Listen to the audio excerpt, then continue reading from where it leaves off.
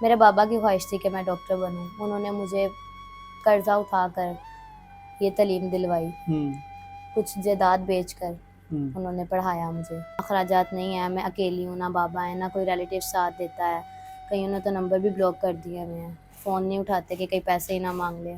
अब तो एक रिश्ता वही बना सकती हूँ जो मैं बना सकती हूँ, वो वापस तो नहीं रिश्ते ला सकती जो चले गए इस दुनिया से। अब शोहर का रिश्ता ही है जो मैं खुद से बना सकती हूँ। इज्जत की चादर में रखने वाला इतना हो कि मुझे पढ़ा सके, वो कोई अपना नहीं होता। जब माँ बाप नहीं होता तो कोई भी अपना नहीं होता।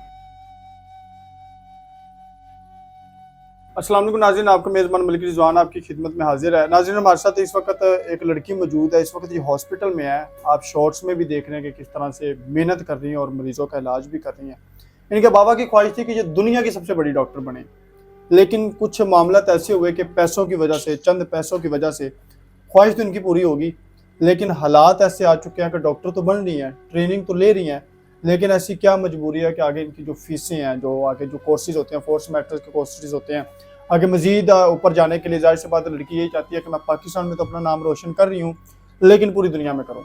मजीद बात हम इनसे करते हैं। अस्सलाम वालेकुम। वालेकुम अस्सलाम। आपका नाम क्या है? हयात। हयात, आपकी उम्र कितनी है?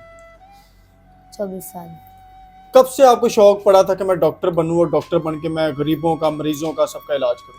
मेरे बाबा की ख्वाहिश थी कि मैं डॉक्टर बनूं। उन्होंने मुझे कर्जा उठाकर ये तालीम दिलवाई। कुछ जायदाद बेचकर उन्होंने पढ़ाया मुझे। बाबा आपके क्या करते थे? जॉब करते थे बाबा। कौन सी जॉब करते थे? बाबा मेरे सिक्योरिटी गार्ड थे। आप अकेली बहन है या और भी आपके भाई बहन है? मेरा कबायली इलाके से ताल्लुक़ है, मेरी पूरी फैमिली थी, लेकिन वो रिलेटिव्स की तरफ जा रहे थे। उधर मतलब दहशतगर्दी बहुत थी, उसका शिकार हो गए बाबा भी, मामा भी और भाई भी। कोई ट्रैवल पे जा रहे थे? रिलेटिव्स की तरफ जा रहे थे, रास्ते पे उन पे हमला हुआ तो उनकी डेथ हो गई। गाड़ी तबाह होगी बम की वजह से, किसी वजह से? जी। तो बाबा की जो ख्वाहिश थी कि मेरी बेटी डॉक्टर बने, किस हद तक ये ख्वाहिश चली गई है? बाबा की ख्वाहिश अब तो पूरी करनी है, क्योंकि बाबा नहीं रहे, लेकिन ख्वाहिश तो मैं पूरी कर सकती हूँ। क्या बनने को लगता है आपको? जाहिर सी बात है, बाबा तो यही चाहते थे कि जिस तरह से हमारे पाकिस्तान में जो गरीब बहनें बेटियां उनका इलाज नहीं हो पाता, इलाज करने के लिए उनके काफ़ी ज़्यादा पैसे चाहिए होते हैं, महंगे महंगे हॉस्पिटल जाना पड़ता है। तो आप उस महंगे हॉस्पिटल में जॉब करेंगे या कुछ ऐसा हॉस्पिटल में जाएंगे जहाँ पर आपके जो गरीब लोग हैं उनका भी इलाज हो पाए? MBBS डॉक्टर बन रही हूँ। इरादा यही है कि गरीबों का इलाज हो सके, जिस हद तक जाऊंगी कर सकूं। तो आप कह रही थी कि जाहिर सी बात है, अगर आप कोर्स कर रही हैं, ट्रेनिंग ले रही हैं, तो इस ट्रेनिंग के लिए ऐसी क्या मजबूरी है कि आपको मीडिया पे भी आना पड़ा है और आगे आपका शादी का भी इशू है, ये भी सोल्यूशन आपने निकालना है मीडिया पे आके? ऐसी क्या मजबूरी है? जब तक बाबा जिंदा थे तो वो फीस पे करते थे, मतलब 2.5 लाख रुपए एक सेमेस्टर की फ़ीस थी। उन्होंने रिलेटिव से कर्जा वगैरह लिया, जायदाद वगैरह बेची और फिर मेरी फ़ीस पे करते थे। अब अखराजात नहीं है, मैं अकेली हूँ, ना बाबा है, ना कोई रिलेटिव साथ देता है। कईयों ने तो नंबर भी ब्लॉक कर दिए हुए हैं, फ़ोन नहीं उठाते कि कहीं पैसे ही ना मांग ले। जब बाबा इस दुनिया में नहीं रहे हैं तो आपने सोचा नहीं था कि बाबा तो मेरे मुझे घर बैठे सपोर्ट कर रहे हैं, मजदूरियाँ करके, मेहनत करके वो मेरे लिए फ़ीस पूरी कर रहे हैं? तो आपने ये सोचकर इस काम को या इस पैशन को आपने वाइंड अप नहीं किया कि बाबा तो नहीं है, अब मैं कैसे आगे पूरा करूँगी, कैसे मैं आगे बढ़ पाऊँगी, कैसे मैं आगे डॉक्टर नर्स बन पाऊँगी, तो लिहाजा मैं ये सारा कुछ छोड़ दूँ? ऐसा नहीं सोचा? नहीं, बाबा की ख्वाहिश थी, वो मैंने पूरी करनी है। पूरी करनी है। जी। तो रिश्तेदार, चाचे मामू, देखा जाता है कि खुदा तरस रिश्तेदार भी बहुत होते हैं, मामू चाचू भी निकल आते हैं, तो वो सब किधर है? वो कोई अपना नहीं होता, जब माँ बाप नहीं होता तो कोई भी अपना नहीं होता। लेकिन इस छोटी उम्र में कोई तो ऐसा सहारा होना चाहिए, आपको फ़ख्र हो कि भाई मैं घर से अकेली निकल रही हूँ, मेरे पीछे कोई मुझे पूछने वाला हो। चाहती तो हूँ लेकिन कोई है भी नहीं। रहती किधर है? हॉस्टल में। हॉस्टल में रह रही है। जी। यहाँ से आप जाती हैं, सोचती नहीं हो कि माँ घर में होती, मैं माँ का हाथ के बना हुआ खाना खाती, बाबा मेरे सर पे प्यार करते, भाइयों के साथ में मूवी ड्रामे देखती। तो आप अकेली यहाँ से जाती हैं तो क्या सोचती हैं? कुछ भी नहीं, अपने लिए जो करना होता है वो कर लेती हूँ। मिस तो करती हूँ, मैं अपने मामा पापा को बहुत याद आती हूँ। मायूसी होती है आपको लाइफ में कि जो जो खुशियाँ थी, जो जो रिश्ते मैंने चुने थे वो मुझे मिले ही नहीं? ऐसा तो होता है। अब कौन सा एक ऐसा रिश्ता आपको चाहिए जो आपको सारियाँ कमियाँ दूर करे, जो कमी आपको महसूस होती है वो भी पूरी करे? अब तो एक रिश्ता वही बना सकती हूँ जो मैं बना सकती हूँ, वो वापस तो नहीं रिश्ते ला सकती जो चले गए इस दुनिया से। कौन सा रिश्ता चाहिए आपको ऐसा?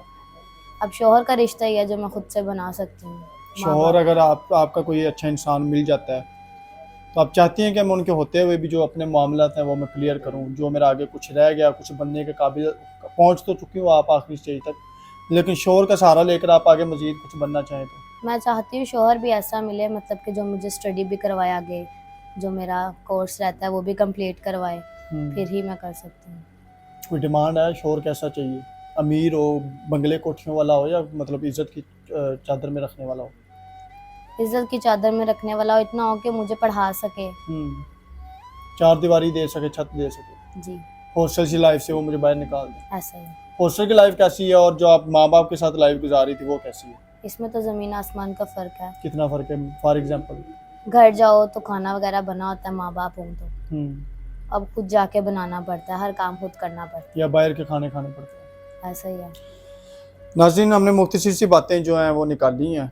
ज़ाहिर सी बात है, अगर कोई बहन या बेटी अगर वो सोशल मीडिया पर या मीडिया पर किसी मजबूरी के तहत आ रही होती है तो उनको नेगेटिव कमेंट्स मत कीजिएगा कि ये है वो है, लड़की हो। बहुत सारी लड़कियां होती हैं, बहुत सारी औरतें होती हैं जो हमारे पाकिस्तान की सोसाइटी में जाकर आप देख लें तो वो गलत कामों में लगी हुई हैं। ना उनको कोई भाई पूछने वाला है, ना उनको माँ पूछने वाली है, बल्कि माँ बाप खुद उनके साथ मिले होते हैं कि भाई मेरी बेटी इस तरह करके इतने पैसे कमाए तो हमें खुशी होगी। लेकिन बाबा जो हैं, ज़िंदगी मौत तो कहा जाता है ना कि एक अल्लाह के हाथ में ही है। वो चाहे तो अभी पूरी दुनिया को तबाह कर सकता है, वो चाहे तो पूरी दुनिया को पूरी ज़िंदगी भी ख़त्म नहीं कर सकता। तो उनके सहारे हम जी रहे हैं, हमारे पास कोई और सहारा नहीं है। अगर ये भी आज ज़िंदा है तो माँ बाप रिश्तेदार नहीं है, लेकिन फिर भी इस दुनिया में ज़िंदा है। इसलिए कि आखिर पैदल चल रही है तो ऊपर वाला जो खुदा है वो मुझे देख रहा है कि मुझे कोई बगैर मेरी इजाज़त के टच भी ना करे।